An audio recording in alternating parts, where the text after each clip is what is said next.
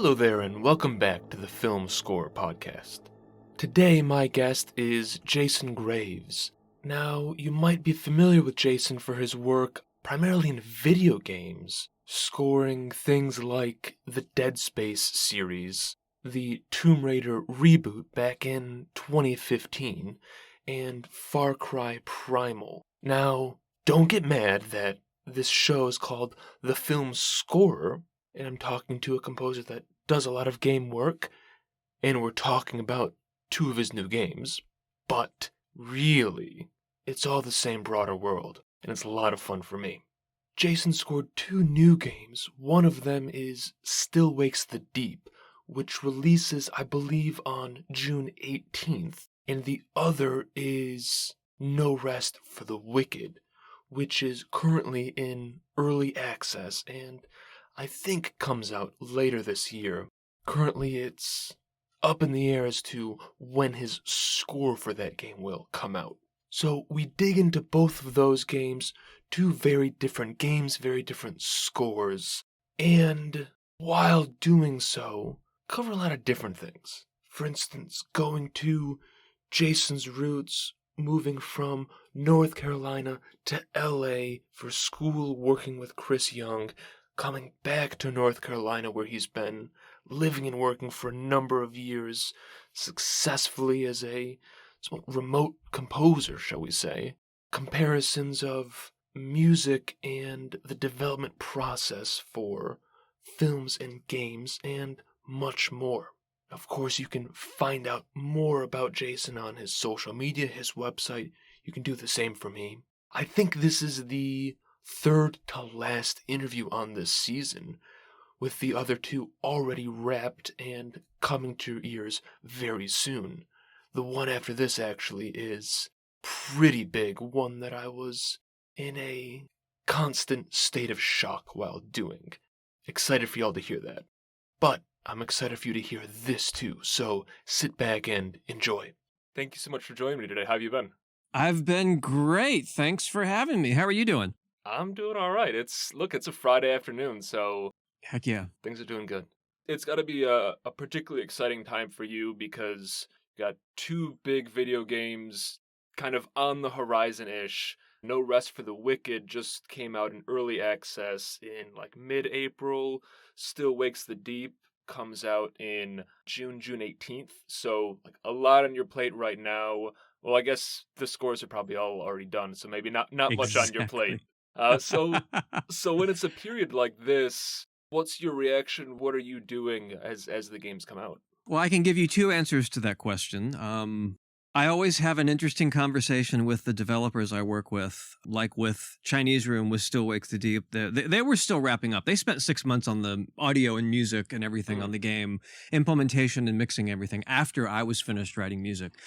But then the inevitable end question is like, hey, we all wrapped up. Congratulations. Are you going to like go on vacation or something? And I'm always like, well, I'm a freelance composer. So I'm just, moving on to the other three things that have actually, they haven't been waiting. There's always multiple chainsaws juggling. So it's kind of like, once the game is finished, you got to do the soundtrack, right? And that's always a huge deal. And I seem to be more and more invested in it as time goes by because I just love the idea of a soundtrack presentation for fans of the game and just for fans of music in general. And then just moving priorities. So haven't worked on those games in a couple of months, but there's two other games coming out this year that I've already also wrapped up like last year. And then there's two other games that I'm currently working on, and then another one starting in the fall. So it's like, we don't have video. I'm pretending like I'm juggling. It's like juggling chainsaws, but that's what makes it really fun. Going from a super scary abstract horror cue for Still Wakes the Deep, and then the next day it's a beautiful melodic kind of ambient exploration cue like in a fantasy world for Moon Studios. And I was curious because those two games, I mean, I guess there's a similarity as far as No Rest for the Wicked. Watching some gameplay footage, it does look like it has a bit of a darker atmosphere environment, at least. Yeah. But they're still very different games. You throw in a game like Moss or Moss 2, for instance, that I'm sure when you were scoring either of those, you probably had an action game, a horror game going on at the same time. So is it tough balancing like drastically different scores at the same time? I see, Nah. and it's there's no video, but you're shaking your head. Yeah, that's what I really love. I mean, I'm known for horror. Someone, I don't know who it is, I apologize. Someone on social media posted like the 5 worst in the best way death scenes like ever in a video game, and I scored 4 of them. And they didn't even get into any of the dark picture stuff, which I think could be some other pretty crazy things. But if I did that all the time, right? If I was doing horror, I would find ways to change it up the same way that Still Wakes the Deep doesn't sound like Dead Space and Dead Space Mhm. doesn't sound like one of the dark pictures games. But I think emotionally I would get a little drained, and being able to spin and do something completely different, especially when you have these sort of fantasy things like the Moss series is just a joy because it's so right up my alley. At the end of the day, I'm just so relaxed and happy, where usually at the end of the day, I'm still happy, but I'm not really quite as relaxed because it's like a boss queue or a scary queue or a very tense queue. And I'm like incredibly empathetic. So if Mm. I'm writing a sad cue, like I'm pretty like soulful and mournful about it. And if I'm writing an action cue, like I'm really kind of jacked up. And if I'm writing a horror cue, I'm not scared, but I'm like my pulse is going. So having that variety is actually what I love the most about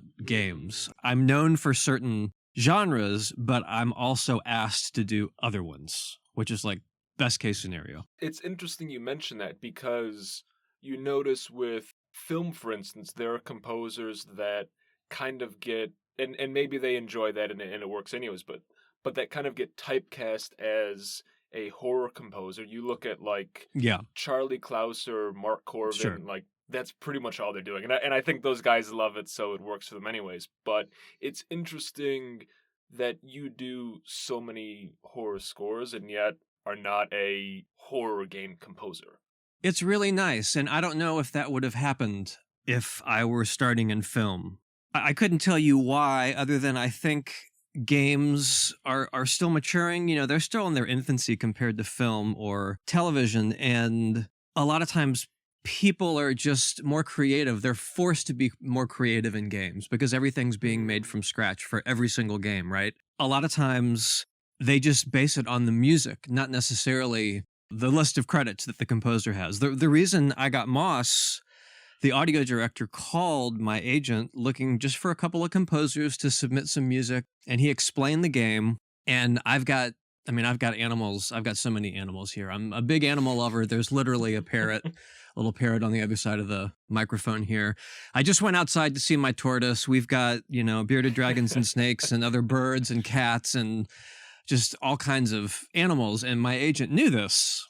And she gets a call and they said it's this fantasy game about this little mouse and you're in a forest and like the mouse can ride a squirrel. And she's like, I know exactly who needs to compose this for you. You need to get Jason Graves. And Steven, the audio director at the time, he literally laughed and he said, oh, no, it's not that kind of game. Like, Jason's an amazing composer or Oh. something along those lines, but we need something more fairy tale and light. And she said, just let him do a demo. I promise you he won't disappoint you, or something kind of. He's like, those are kind of big words, but I think they had a team of like 16 people at the time, and they only had maybe 3 people submit demos, and it was all blind. Mm. So no one knew who was submitting everything. And I learned afterwards that the whole team unanimously picked my demo. And I wonder if they knew if it was my demo, if that would have influenced something or not. I'm not sure. But I think music speaks for itself. When it's a blind taste test, so to speak, I think that's sort of like in orchestras. When you do auditions for orchestras, you're behind a curtain, no Yeah. one can see who you are. I think that's the best way. You're letting the music speak for itself. Again, I'm not as much of a video game music guy, so feel free to correct me if I say things that aren't true in the industry. But it's one thing that you see often in film, for instance, that so many instances where a composer gets brought onto a project, it's personal connections or they have a name and it's kind of self-perpetuating. And like there are certainly plenty of times where you have demos and all that, but it seems like that blind demo process helps focus just on the music instead. It does. And I think with games, you've got, I mean, some of these games are a minimum of 2 years of production, and that's including music. Now, Chinese Room, Still Wakes the Deep, was about a year. So that was relatively short, comparatively speaking. But on film, I mean, 3 months, right? So there's a lot more pressure, number one, to get quote unquote the right person who if I'm speaking as the director, who the director or the producers know and have confidence in the composer nailing it. And a lot less time to kind of like, let's experiment, which is what games are all about. They're all about let's experiment with everything. I've known Brian Tyler for a long time, and I did a lot of work on Hawaii Five-0 and Magnum PI for he and Keith Power a long time ago. And he and I are actually very similarly aligned. Our agent introduced the two of us, and he's a drummer who taught himself other instruments, and he's got a studio with a piano and strings and synthesizers, and mixes all of his own stuff, and we just had a great chemistry together. I did Swamp Thing with him. It was probably 4 years ago now, but he had a scheduling conflict and basically just called me and was like, can you like do the whole series? I don't have time to do any of it. And that was a horror score, right? But it also had elements of fantasy and like some romantic things. And you look at Brian's output and he's doing like the new Scream movies, but then he's also doing Teenage Mutant Ninja Turtles. Yeah. That's another rare instance, I think, where Brian is he's really talented and he's super smart. And not only can he pivot, but he enjoys pivoting, because we've talked about that before, that if you just had to do the same thing all the time, it would get old. But I think film, because of its needs and turnaround speed, I worked on a film with Sarah Schachner about a year and a half ago, Prey. They needed it so fast. She just physically couldn't write the music fast enough. So we teamed up and kind of divvied out cues between us. And I mean, it was like 75 minutes of music that needed to be done in 6 weeks. And she was hired, like you mentioned, based on her music. The director heard her music in, I think it was like Valhalla, like the Assassin's Creed. It was basically like, I want to hire you. Can you write film music? And she goes, sure. And she hadn't written film music per se. No, she had. She worked with Brian Tyler as well. It had just been a long time. So yeah, it is slightly incestuous. I've gotten game jobs from a TV composer who recommended me for something. I got that film job with Sarah because I've known Sarah for a long time. I got Swamp Thing from Brian because I knew Brian from before. But we also are all in the same camp, so to speak. Like literally, Sarah was one of Brian's assistants for a long time. I've never been anyone's assistant. I've always been out here in North Carolina. I don't live in Los Angeles.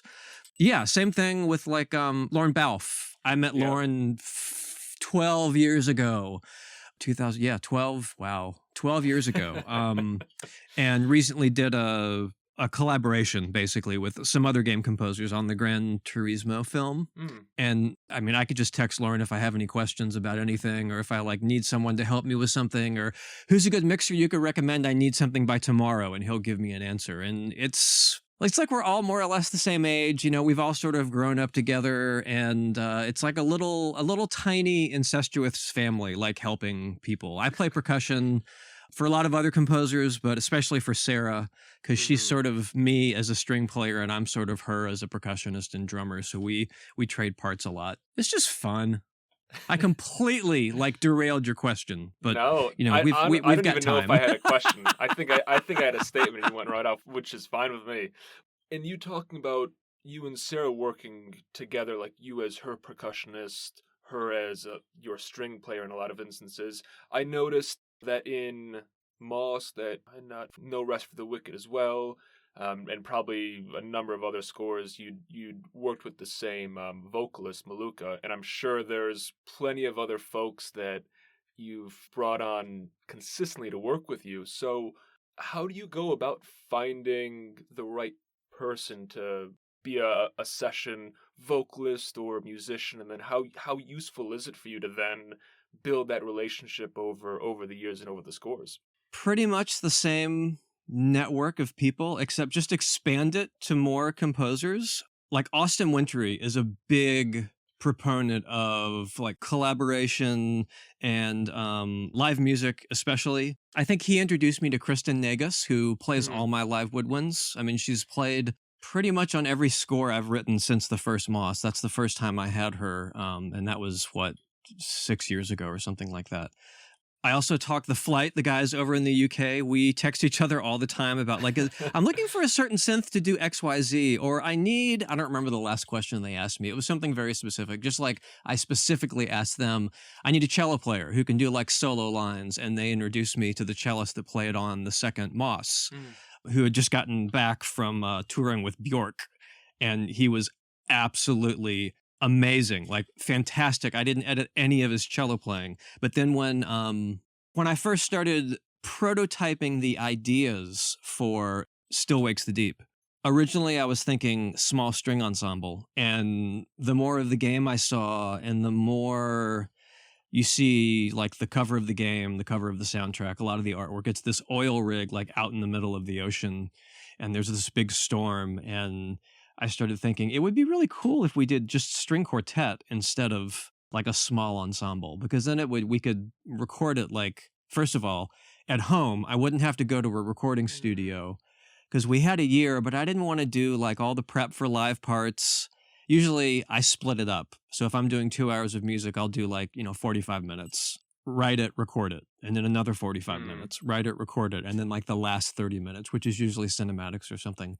And it just seemed like, for more reasons than one, a string quartet would work. And I had gone to, I think it's called oh gosh darn it. It's the one in Minnesota that Emily Reese is there with all the time. I think Game SoundCon is the one in San Francisco. Anyway, I went out and hung out with Emily Reese, who's a longtime friend as well, and met a bunch of people, and we did some panels, and I played with the Videri String Quartet, who I've also known for a real long time. They do a lot of video game music covers, and they're a string quartet. So I knew Rosie forever. She's the violist. And I met Eli, who was the first violin player at the time. And then I also, at that conference, met Alan, who was playing cello. And they were both just phenomenal. And we jammed on stage with a little concert. I played like cajon and percussion and stuff to like fun little Donkey Kong arrangements and stuff. And talked to Eli, and Eli's from Nashville. And he has microphones at home set up to record, like really nice mics in a good space. So he started playing violin for me on Call of Duty 2 years ago. And then Still Wakes the Deep came around, and I thought, well, you play viola too, right? He goes, absolutely. And I have one. And I said, does Alan have a microphone? And he said, no, but he's thinking about buying one. And I was like, talk to him. So and since then, Alan's bought a mic and treated his room. And basically, Eli and Alan were the string quartet for Still Wakes the Deep. Eli played violin 1 and violin 2 and viola, and Alan played cello. And the benefit of it is I have 100% control over like every single instrument, because all 4 passes were done independently. Unfortunately, in a smaller room, but I used this amazing engineer named Joël in France who helped. He didn't help. He did make it so that it sounded more like a string quartet close mic'd in a bigger room, as opposed to what my mix sounded like was a string quartet close mic'd with some reverb sitting behind it. Because I'm not an engineer. I mean, I mix all my own stuff, but that was the first album, Still Wakes the Deep, that I had. We did an assistant mixing credit because we didn't have time for him to mix everything, but he basically did a template for me so that every cue was the same, like 9 instruments. So it was easy to sort of let him dial in the first violin part, and then certain cues, it'd be a little weird and he could pay attention to that. But yeah, that's how I meet folks. And when you get that, first of all, personal connection, because you want to be able to hang out with them and know that they're cool and know that you could text and say whatever, and they would take it the right way. If they say, are you happy with the take? And you just do a thumbs up, you already know each other. So you know that they're not like, how come he didn't say yes or give me a bigger compliment or anything like that. So they got to be cool and you got to get along with them. And then, of course, they have to be amazing musicians. And we've developed a shorthand. Kristen, Alan, Eli, a guitar player in Los Angeles that I believe Austin also turned me on to, probably for the second Moss, I think. Tom Straley, he's played on every single one of my scores. as well. And especially with guitars, we'll talk about specific instruments and maybe like a little bit of something like this or a little bit of something like that, or here's a MIDI file and double the melody. But for the most part, I just let him do his thing because he's a guitar player. So he listens to the music and he's inspired by what he hears and plays things so much cooler than I ever would have been able to ask him to do. So yeah, it's this little team of people and some other musicians I met when I was working on Call of Duty in LA that are also amazing. But everyone records at home, usually in a spare bedroom, and they've got decent mics, I mean the good mics, and a little bit of soundproofing in the room, and that goes a long way because the things we can do in the computer now are just I've got all these external reverbs and compressors and EQs from 5 years ago that were a must-have because my computer would be too slow. But I've got a new computer last year, and it's like so many effects, and they sound incredible, the reverbs and everything. So it's definitely a new day. But having friends that are also musicians, and especially the ones that are musicians and composers, is always great because we can speak the same language. And this kind of feeds into a curiosity I've had because I know, like you mentioned, you're not in LA. Most people that are in film and TV, at least, and I assume it's similar with games, are in LA or London. Instead, you're in North Carolina.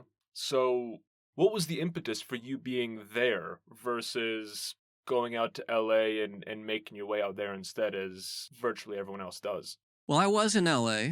I went to school out there after undergrad. I went to graduate school at USC, and the school was amazing. And I got to basically be a student under some just incredible composers. Chris Young was a huge influence on me. He's the reason I got the first Dead Space game because he handed me the conductor score to Alien, which Jerry Goldsmith personally gave him. And he was like, "This is all you need to know about scoring horror, Jason." Because I was the like super geeky guy that would show up 20 minutes early because the composers were always friends of the professors. It's just a bunch of older versions of me, like much more experienced and talented, 20 years down the road, just hanging out and like kind of telling kids what they're doing. So we would go to lunch, we would do different things. First thing I got to do was go have lunch with Elmer Bernstein and Buddy Baker, the head of the program, and I was just gobsmacked the entire time. And I also got to work with Elmer after school and also ended up doing the music implementation for Wild Wild West on like the DS or something, like in 1999 or 2000. Just, it was a great, he invited me out to the recording session, and I sat next to Barry Sonnenfeld for a day, and we talked about like everything from the score to the edits to just general life. Super friendly guy, and Elmer was incredibly sweet. So I did go to LA, and I was basically planning on staying there. Jerry Goldsmith did a class, just so many amazing composers. However, once I got out of school, I started working for someone, and they had an agent, so that agent sort of took me on. And this was back when you were assembling a reel like on a 3/4 tape, because this was the late 90s. And the agent was like, "Okay, just send me a cassette of like your 5 favorite cues that you've written." Now I'm a student, ex-student, so I haven't done a lot, right? And I sent them, and she was like, "This is wrong. Like every single one of these is in a completely different style." And I said, "Well, that's kind of, I'm a drummer. I don't have like a style. Like a decent drummer is kind of like a decent carpenter. Like you could play country, you could play rock, you could play heavy metal. You might need to learn what the beats are and like practice a tiny bit, but 90% of the conceptual ideas are still the same between genres." And I kind of felt that was more or less the same way with music. So I went away for about 6 months and did a bunch of work, and it was like commercials for Activision and reality TV and just some trailers for like the Air Force and stuff like that. Some was live orchestra, a lot of it was MIDI, and I put together my own tape because she didn't just see anything, and I sent it to her basically just for her to put a stamp on it to send it out to people. And she's like, "Did you not listen to anything I said? These are all completely different styles." And I was like, "This is what I've done in the last 6 months. I mean, she's like, "I can't sell you if I can't pigeonhole you." And I'm like, okay, I kind of have a problem with that. But that's the way the industry is, right? In an agent's mind. specifically her her mind. So I stayed for the summer after I got out of school and did a whole bunch of work and really hated it. Like it was just I wasn't enjoying it. And it's not to say that I'm lazy or that I'm not motivated, but I had the chance to score an independent film because I'm from North Carolina. Back in the day, no one's going to know this show. There was a show called Dawson's Creek that was filming in North Carolina. Like, I mean, Iron Man 3, I think, filmed in North Carolina. So there were a lot of movies going on back in the day, and post-production as well, not just production or pre-production. So I had the chance to do an independent film, and I thought, well, what the heck? Why don't I just move back to North Carolina and see what I can do with this indie film thing? Because I'm pretty much miserable, like trying to get shoehorned into this box of get as close as possible to the temp without getting fired, but also don't get too close because then you're going to get sued. And it probably still is the general brief.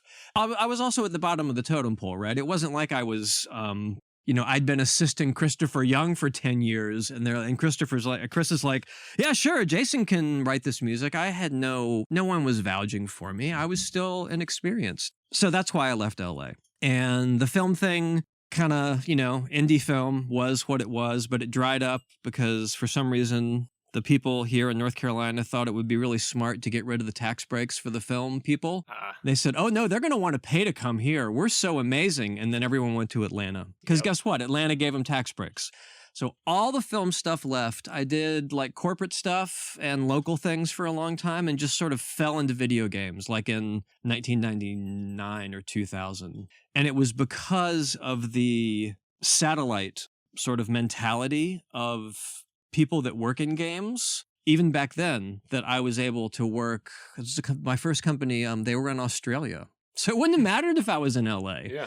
They're going to Australia I worked on other smaller games. It was for King Arthur, which I think I did in 2002 and it came out in 2003. But it's more about the network, and video game companies are all over the world. And a lot of times, even my friends that live in Los Angeles that predominantly work on video games rarely work with a video game company in Los Angeles. They're everywhere else. San Francisco is a huge place. London is a huge place as well. Paris is a huge place. Seattle is a huge place. But I mean, Epic Games is 30 minutes from my house. And I've worked on Fortnite with them, but that's more or less it. They've got their own guys on staff, and then they hire other people out from all over the place. It's wonderful because it's modular, and it allows me to stay here without having to worry about competing physically in a certain space like Los Angeles. I don't know anyone who lives in LA who's like, I love it here. I think it's sort of a grin and bear it sort of thing, but I didn't like it at all, which is why I'm on 30 acres of woods, like surrounded by farmland with animals everywhere and no neighbors.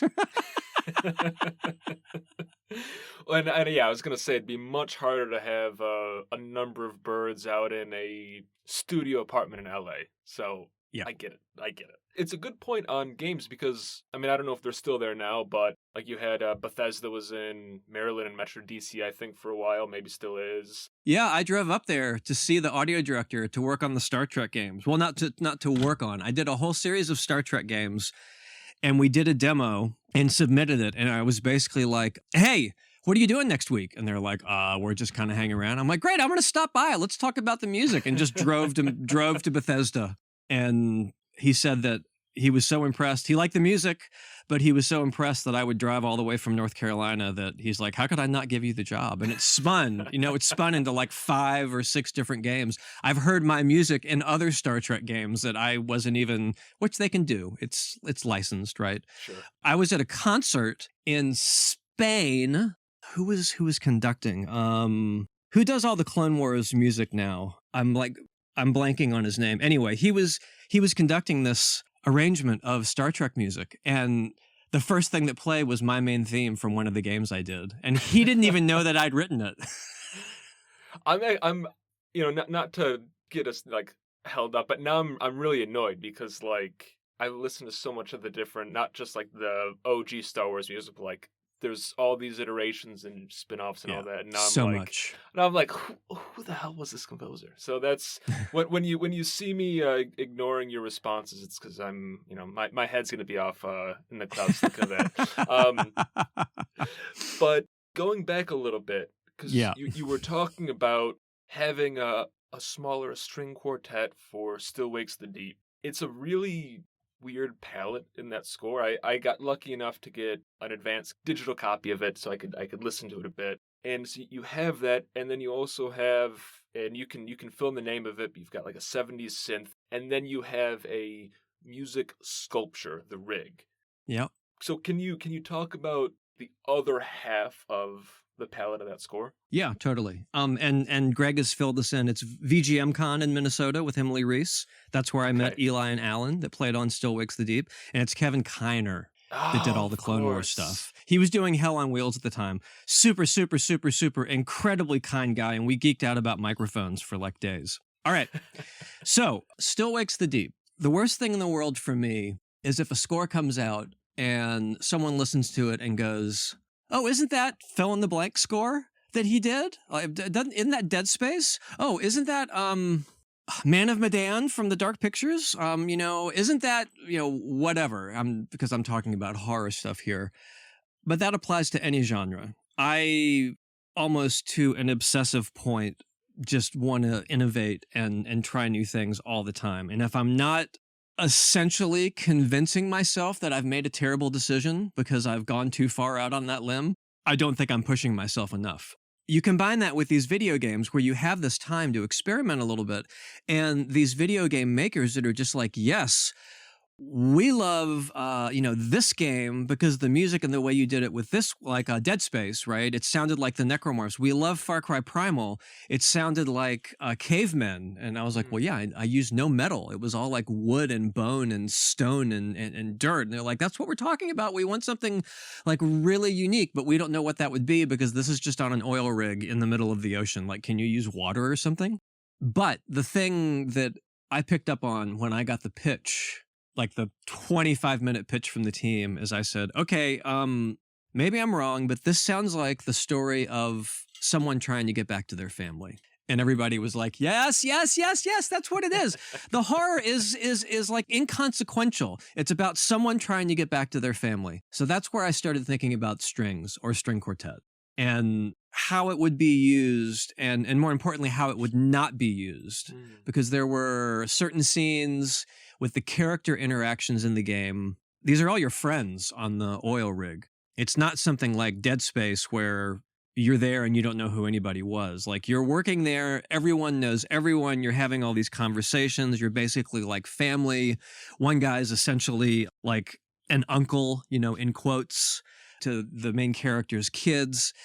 They're really, really close. So when bad things start to happen, it's a fairly emotional experience. And Chinese Room is just really, really, really well known for that. And for me, that was like, okay, well, that's what we use the string quartet for. And then Dan, the audio director, said, oh, and then we can do like some scary sounds like for the monsters. And I was like, nope, no string quartet for that. We're just doing the string quartet for the emotional stuff. That's it.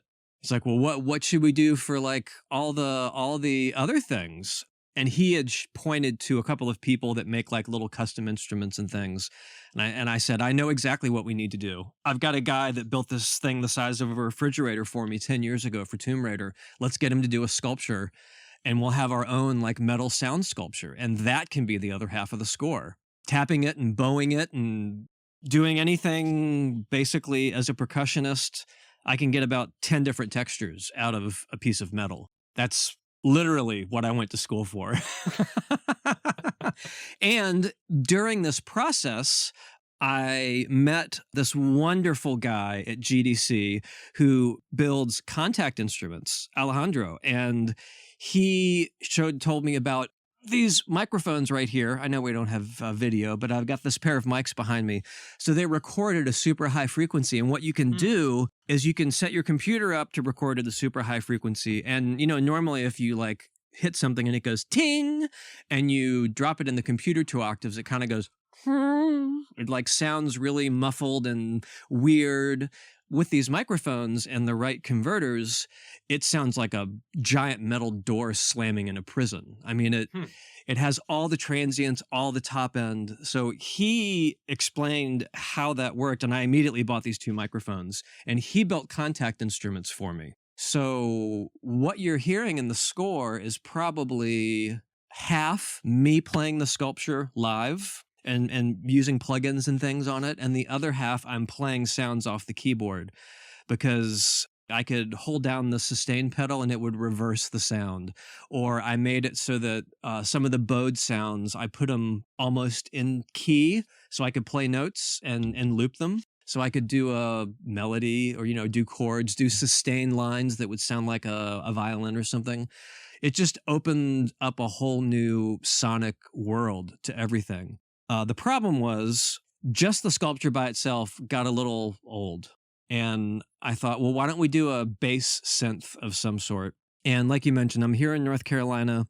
Moog Music is in North Carolina. I'd never been, mostly because I wanted to go and I wanted the trip to mean something. And thanks to Greg and the wonderful people in the PR department at Moog, we were able to schedule a trip to buy that Model D right there behind me. They built it specifically for me, and the 5 people that made it signed it, and I got a tour, and I got pictures with them, and it was just incredible. All the synthesizer that you hear in the score is that one monophonic synth, usually with nothing more than like a delay or a little bit of reverb on it. Like, I mean, it'll get like super nasty and crunchy because you can filter it into itself and like turn up the distortion. That sort of filled out the bottom end, and the rig sculpture was all this scary pitch bendy percussion stuff, but it still felt like I was missing something. And one of the first scenes that we were scoring, you're kind of in front of something that's just sort of sitting there, like, when the video game character for boxing is like in this little loop of like moving their shoulders and going back and forth. It's like that, but it's like this giant thing. It looks like a giant brain or something, just kind of slowly pulsating, and you can hear like this like some sort of weird Darth Vader-y kind of thing. And I was like, Kristen, I need Kristen on this. She could do low woodwinds, because I did bass clarinet and bassoon on Moss 2, kind of for the bad guys, just mostly in unison. But for this, I wrote a wind quartet and basically wrote a 4-part thing for her to play all 4 parts, just with bass clarinet and bassoon. And then I dropped the bass clarinet and bassoon second parts down an octave for contrabass clarinet and contrabassoon. So you get all these great, like, kind of trilly, growly, like super breathy. It sounds kind of like the monsters in the game. It also texturally sat perfect with the sculpture and the bass synth. Like everything just melded really, really well together. And then when I did have those emotional moments in the game where I used the strings, the woodwinds just like kind of did this wonderful trombone kind of arrangement and filled out the lower strings. And I even used the bass just on a really rolled off sine wave just to do a big fat low end. So it's very much reflective of the game, where the sculpture is literally the oil rig, and the woodwinds are literally these creatures, and the strings are literally the people and the relationships on board.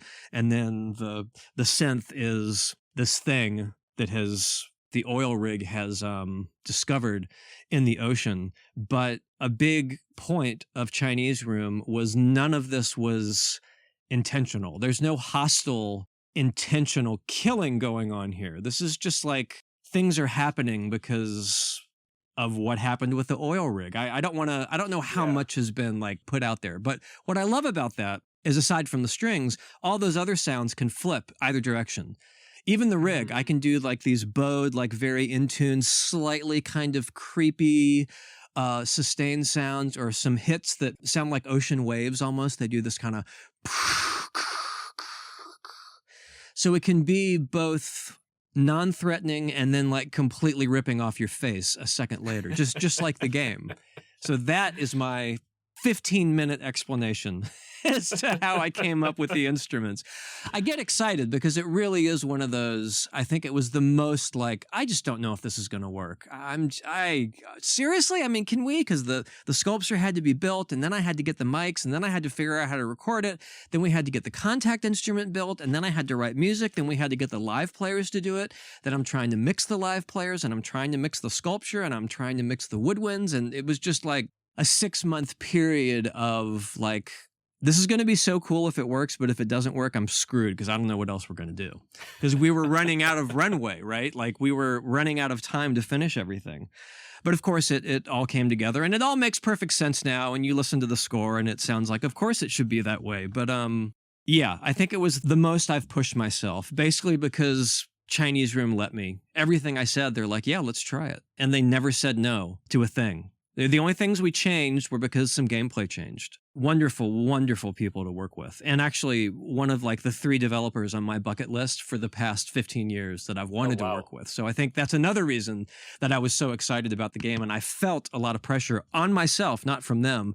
You know, they're like, we want something unique. We want something identifiable with the game. We want something that can like make you scream and cry like in the span of like 3 seconds. And yeah, I feel like I did the best I could. So hopefully I satisfied everything that they needed. I love it. And that's one thing that always really excites me about any medium of music or style of music, of just hearing unusual sounds, things that puts your eyebrow up and like, oh, what is that? Where did that come from? How was that made? And when I hear things like that, I've given up trying to guess where they come from a long time ago, because I'm never going to guess that some of these sounds are coming from a miniature oil rig sculpture that doubles as a percussion instrument, basically. So, like, I love it. It's right here. It really is small. So let's see if I can, there you go. That's how big it is. That's awesome. Yeah, it's like maybe the size of your torso. Yeah.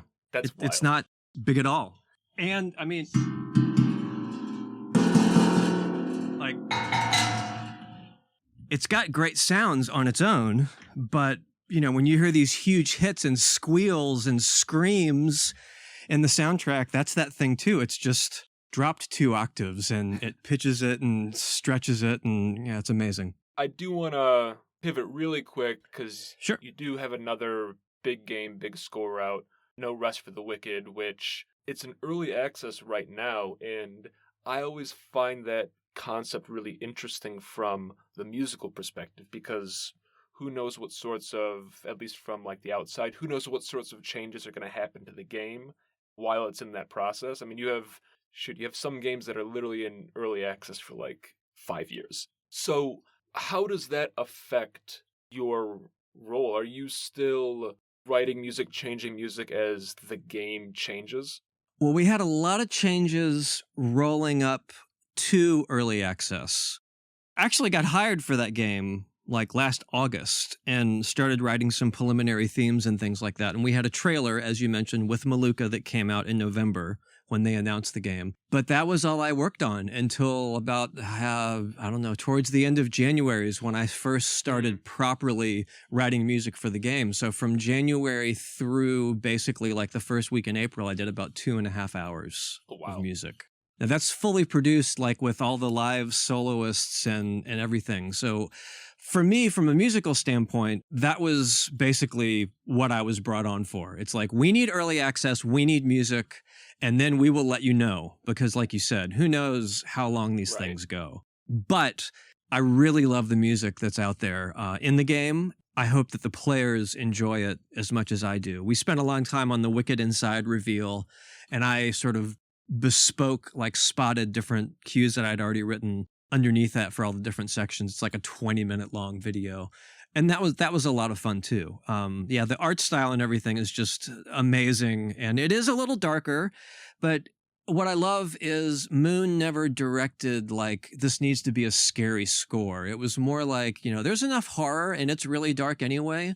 So it can be, you know, it can be violent and it can be like mysterious and it could be a little like not happy, but it can also be beautiful. The opening cinematic of the game is just wonderful. I love scoring all of their cinematics. So then with something like that, where it's in early access, because you talked about at the very beginning about your increasing interest in your score releases. How does that affect your score release for No Rest for the Wicked? That's a great question that we are literally trying to figure out. All right, so to be determined. Yes.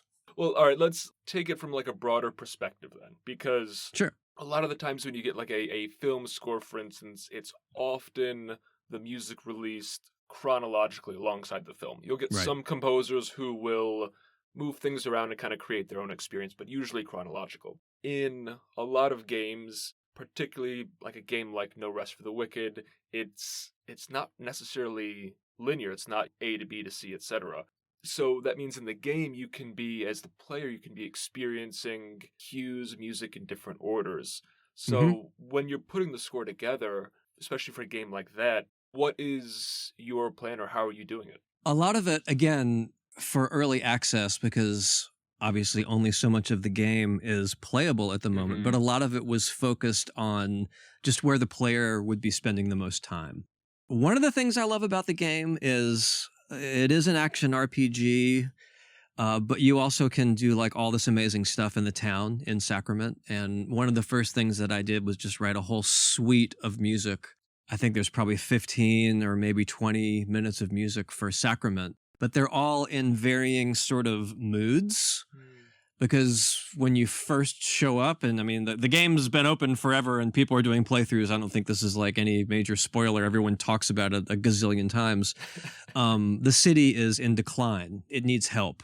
And we worked it out. So basically, if you have options to help people repair things or rebuild things, that also helps you as a character. You can rebuild, help rebuild the armory, and then you can get better weapons and so on and so forth. So there are like degrees of like from bad to much better in terms of like the tonality and the vibe of the music for Sacrament. Yeah. And that's the kind of thing that just as a composer, I didn't have time to sit there and play the game for 80 hours and go, oh, wow, look.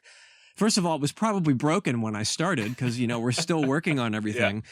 But that was the writers. I work with the writers a lot. And they're like, hey, you know what? By the way, there's going to be this option where you can help people improve the town. Maybe we could like shade the music accordingly. And that'll probably be one of those things that is, if I'm planning a soundtrack in my head, I'm thinking of sort of the chronological, even if it's a non-linear experience from a game like that. Like we'd start with the darker music. And then maybe as things progress, go to the less dark music. I don't know. We'll cross that bridge when we get to it. It sounds good. Hey, Jace, we're right at about an hour. The other questions that I had, I know will not be answered in like 3 minutes, so we can skip those. Are you sure? You could try quick fire. I can be concise if I need to. All right, go for it. Let's do it. Let's do it. So, do you remember about? No. Done. All right. Next one.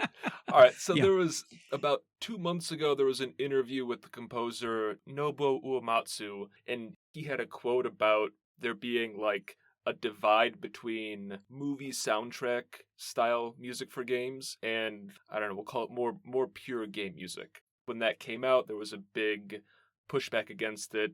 You had your own thought on or pushback, and I won't ask like specifically about his quote or the interview because look, that was 2 months ago, but I wanted to ask why you think people try to draw these lines or these comparisons between what we'll call it game music and film or TV music. I think it's easier to compartmentalize, and I don't mean compartmentalize in a rude or disingenuous way. Same reason film composers can get typecast so easily.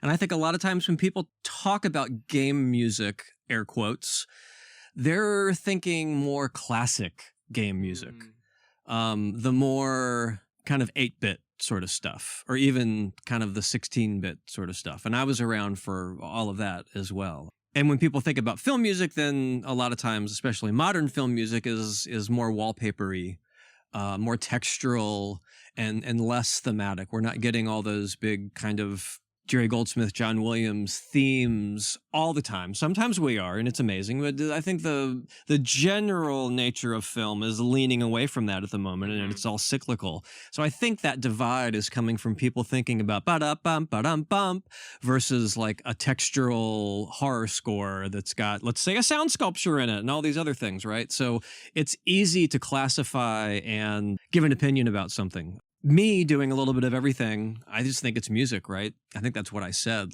Yeah. But there are some people that only do film. So they are film composers. There are some people that only do games, and they are game composers. And that's totally fine as well. Okay, that was like 30 seconds. That wasn't so bad. That was good. Next question. All right. Then on that same topic, one thing that I've noticed, at least like from my outsider perspective, is you will see film Hollywood composers coming in scoring games, but I don't think you see the inverse happening as often. Someone that's working, as a quote game composer for 10 or 15 years going and doing big films. Why do you think that is? 2 reasons. Number one, relationships. And people in film tend to know other people in film. People in games tend to know other people in games. But if you get a really big game and they have a big budget, they might want to hire a film composer. A lot of times, it's not so much a matter of quality as much as it is quantity. Because I promise you, Alan Silvestri is not sitting at home by himself writing when he was working on Endgame, right? Like, he's got a team of people that help him put all that stuff out. That's James Newton Howard did King Kong in what was it, like 10 days or something ridiculous like that? Because he had a team of people. He would write the music and then everything else would get done. And he's literally like writing like the end of the film, and they're literally recording the beginning of the film around the corner at the scoring stage. And video game composers don't normally have big teams like that because we have 1 or 2 years to do this. I don't have a team. I have like some musicians I'll call, but it's literally me. Like if I got hired for a film, I'd have to bring on like 4 or 5 people because I can only write the music, especially if we're doing something like in a span of 2 months. It's just quantity. And the irony with all that is, with a film, you'll have 3 months to do like 70 minutes of music. And in a game, you've got like 2 years to do like 5 hours. So it's so much more music. I write 2 to 3 minutes of music a day, like minimum, all the time, every day. 5 days a week, every week, except for Christmas, because of all these different games that are going on. So I could reasonably write the music for a film. I wrote 2.5 hours, right, for No Rest for the Wicked, and produced it all with one person helping me with music editing parts and stuff for the live soloists in 2.5 months. So 2.5 hours, 2 films basically in 2.5 months. But would I want to do that all the time? No. I need to hire more people. That's why people like Bear are really great, because he's already got his team in place. So he can jump into a game, get Sparks and Shadows to do stuff. He can jump onto a TV thing like Outlander. He can jump over to a film.